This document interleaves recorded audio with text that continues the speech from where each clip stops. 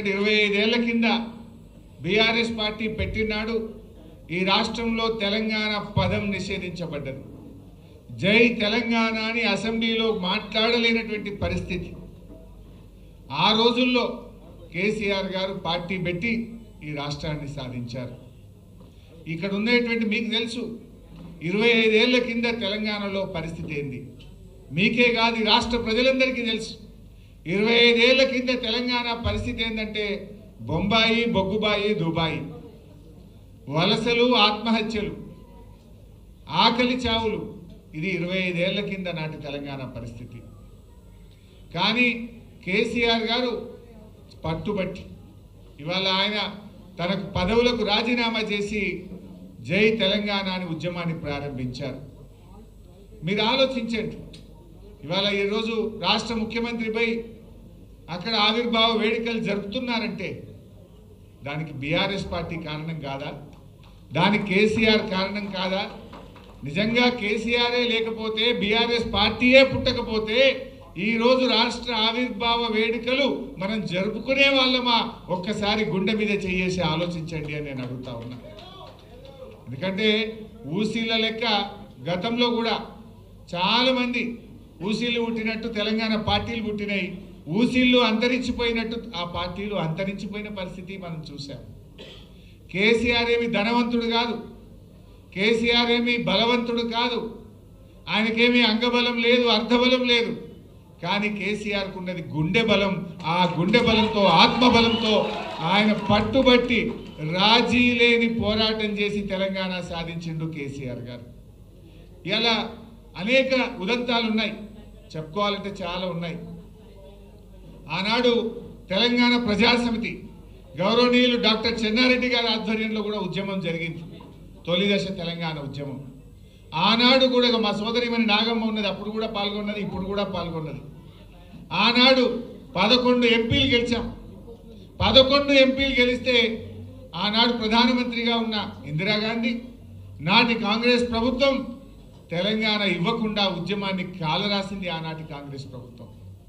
కానీ అదే కేసీఆర్ గారు మలిదశ తెలంగాణ ఉద్యమాన్ని ప్రారంభిస్తే ఏ ఇందిరాగాంధీ అయితే తెలంగాణను వద్దన్నదో అదే సోనియా గాంధీ గారి చేత తెలంగాణ ఇచ్చి తీరాల్సిన పరిస్థితి కల్పించిండు కేసీఆర్ బీఆర్ఎస్ పార్టీ. ఎందుకు? ఈ దేశంలో సంకీర్ణ యుగం నడుస్తూ ఉంది. ఈ సంకీర్ణ యుగంలో తప్పకుండా తెలంగాణ సాధ్యం అవుతుంది అని చెప్పి ఆయన ఎంతో వ్యూహంతో 14 ఏళ్ళు నడిపించారు. పార్టీ పెట్టడమే కాదు, అనేక ఇబ్బందులు. ఆ రోజు చంద్రబాబు నాయుడు గారి చేతుల్లో కేంద్ర ప్రభుత్వం ఉండే ఢిల్లీలో ఆయన కత్తికి ఎదురులేని పరిస్థితి. ఇంకా 4 ఏళ్ళు కేసీఆర్, ఆ రోజు ఇంకా 4 ఏళ్ళు చంద్రబాబు నాయుడే ముఖ్యమంత్రిగా ఉండే పరిస్థితి. ఆ రోజుల్లో ఎవరు ధైర్యం చేయలే. కానీ కేసీఆర్ గారు అప్పటికే ఎన్డీఏ ప్రభుత్వం 3 కొత్త రాష్ట్రాలు ఏర్పాటు చేసింది. 2000 సంవత్సరంలో జార్ఖండ్, ఉత్తరాఖండ్, అదేవిధంగా ఉత్తరాంచల్ మరియు ఛత్తీస్గఢ్ 3 రాష్ట్రాలు ఏర్పడ్డాయి. ఈ 3 రాష్ట్రాలు ఏర్పడ్డాక తెలంగాణ ప్రజల్లో ఆశలు చిగురించినాయి. ప్రజలందరూ నాయకుడి కోసం ఎదురు చూశారు. జయశంకర్ సార్, చనిపోయిన బియ్యావుల జనార్దన్ రావు గారు కేసీఆర్ గారి దగ్గరికి వచ్చి మీరు లీడ్ చేయండి, మీరు పోరాటం చేయండి, మీ వెంట మేముంటామని చెప్పి వారందరూ కేసీఆర్ వైపు చూశారు. కానీ కేసీఆర్ గారు 1 సంవత్సరం ఆలోచించింది. ఉద్యమం ప్రారంభిస్తే ఈ తాప మళ్ళీ జెండా దించొద్దు, తెలంగాణ వచ్చేది ఉంటేనే మన ఉద్యమాన్ని ప్రారంభిద్దామని కొన్ని వేల గంటల మేధోమథనం చేసి చాలా 1 నెలల తరబడి ఆలోచించి 2001లో బీఆర్ఎస్ పార్టీని పెట్టింది. ఆ రోజు ఒక తెలంగాణ ఉద్యమానికి ఒక అపకీర్తి ఉండేది.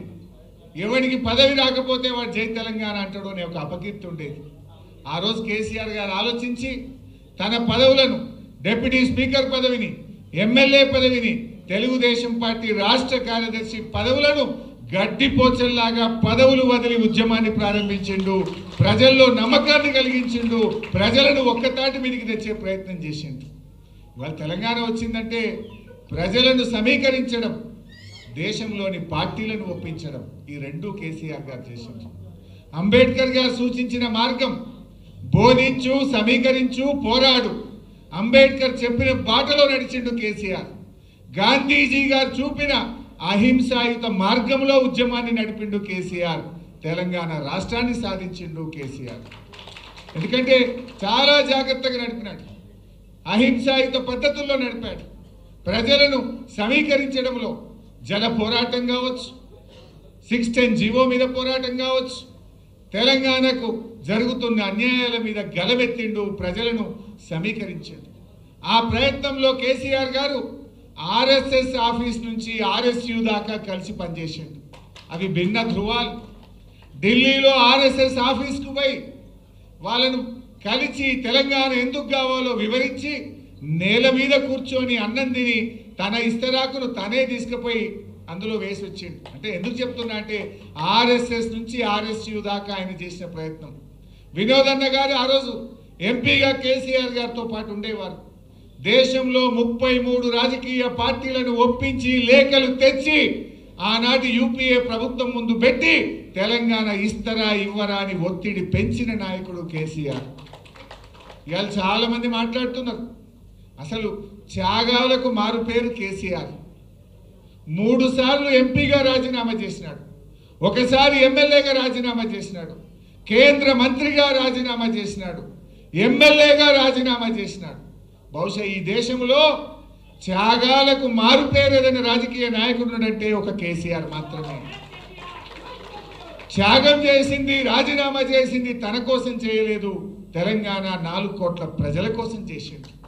ఆ త్యాగాల పునాదుల మీద తెలంగాణ సాధించిండు కేసీఆర్. ఇవాళ ఎవరెవరో మాట్లాడుతున్నారు కేసీఆర్ మీద. ఇవాళ మాట్లాడుతున్న రేవంత్ రెడ్డి ఆ రోజు మలిదశ ఉద్యమంలో డిసెంబర్ 9, 2009 తెలంగాణ వచ్చింది. ఆంధ్ర ఎమ్మెల్యేలు ఎమ్మెల్సీలు రాజీనామా పెడితే మళ్ళీ ఇచ్చిన తెలంగాణ 27 తారీఖు వాపసు తీసుకున్నారు. ఆ రోజు జేఏసీ ఏర్పాటు చేసి తెలంగాణలో అందరూ రాజీనామా చేయాలంటే ఇదే రేవంత్ రెడ్డి ఆ రోజు తెలుగుదేశం పార్టీలో ఉండి జిరాక్స్ కాగితం ఇచ్చిండు తప్ప స్పీకర్కు ఒరిజినల్ కాగితం ఇవ్వలేదు. రాజీనామా చేయమంటే ధైర్యం లేదు, రాజీనామా చేయకుండా వెన్ను చూపి పారిపోయిన నాయకుడు.